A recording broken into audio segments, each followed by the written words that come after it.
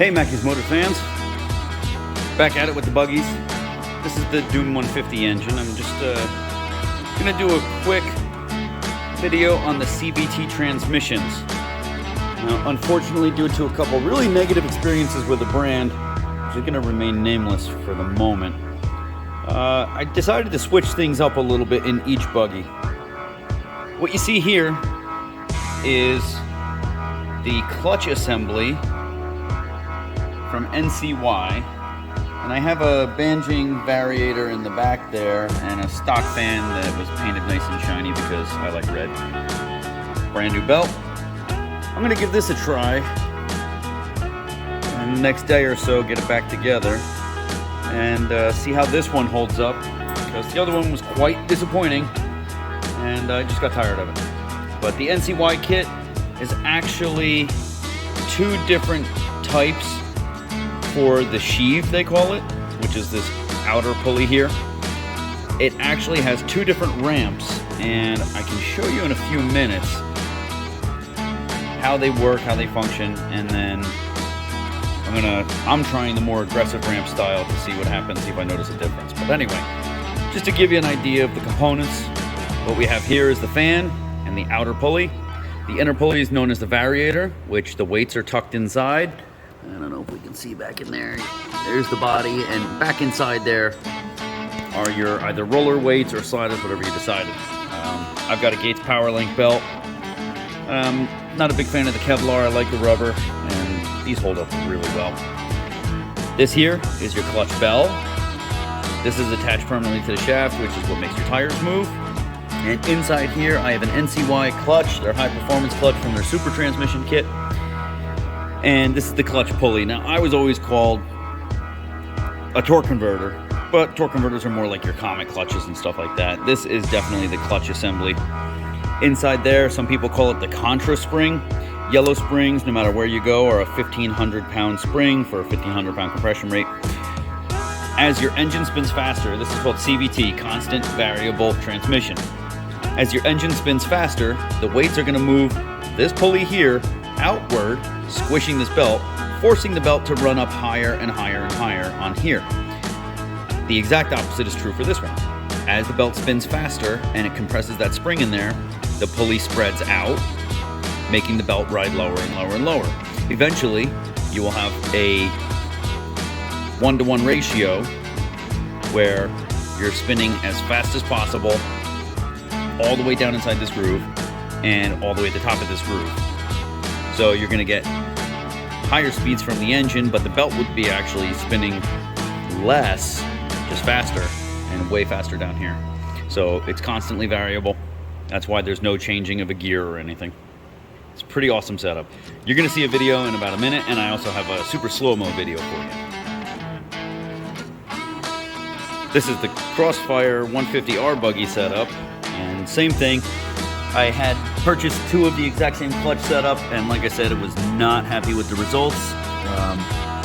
I did completely swap out the Variator. Now, in this buggy, I put the NCY Variator, which came in that Super Trans kit, and I kept the stock fan, and I even ground it down to make it look pretty. And then in the back, I have a bone stock original clutch that was mint condition, and I kept excuse me, I kept the Banjing clutch bell because it is much lighter than the stock clutch. Same thing, PowerLink, 1,500-pound spring, and the video you're going to see is this running. Now, I have the engine cover off, but I mounted the exhaust back on because you don't want to burn your valves. So we'll get to that video in a second. I just want to show you the sheaves and what I was talking about for that clutch pulley.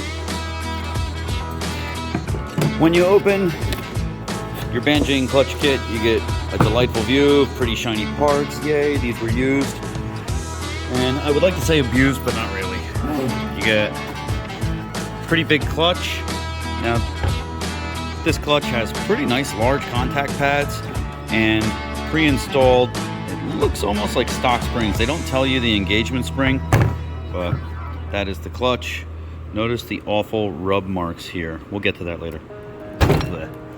This was the fan, and again, the blades were very, very thin. Now, this is a very lightweight fan pulley, and I would like to believe that it's a great performance gain using lighter weight on the crankshaft, helps with the RPMs and balance, but I just don't believe that it moves enough air, hence why I went with the stock fans, because it is the same size as a stock fan. Then you get the Variator. It's a Van Jing Performance Variator, and inside it's got coated ramps, which didn't work out in my favor because the coating just burned off after I melted a couple of belts, and again, I was a little perturbed, but don't believe it was a fault of the equipment completely, and just not pleased. They give you a 1,500 pound spring, which it even says right on it. They do not give you these collars. This is one of my originals.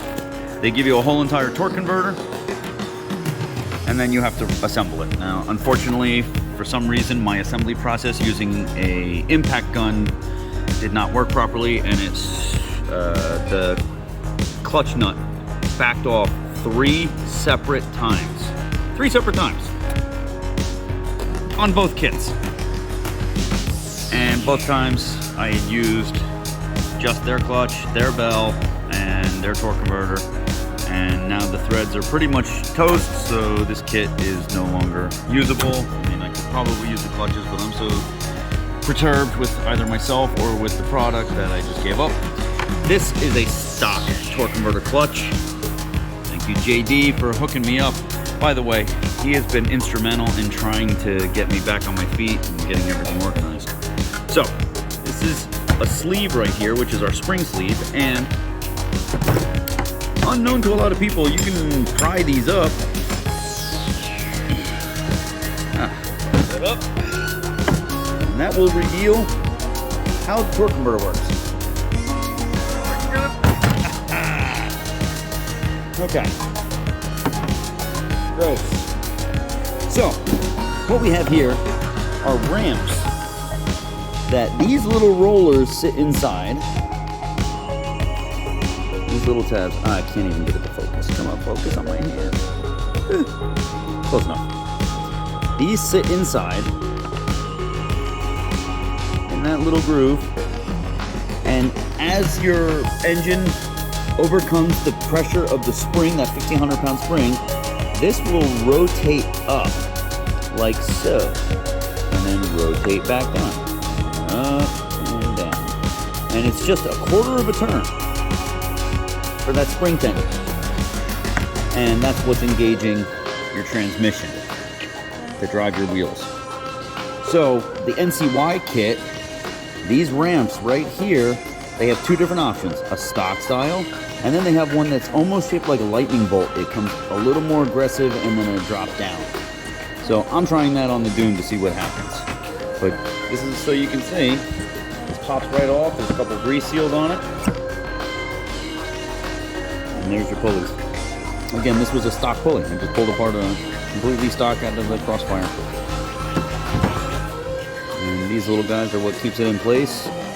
You just tip it on its side and knock them out, or some people use needle nose pliers, but they sit in there and the ramp twists on them. So there you go. Now, let's get back to that CVT I was telling you about and show you how it works.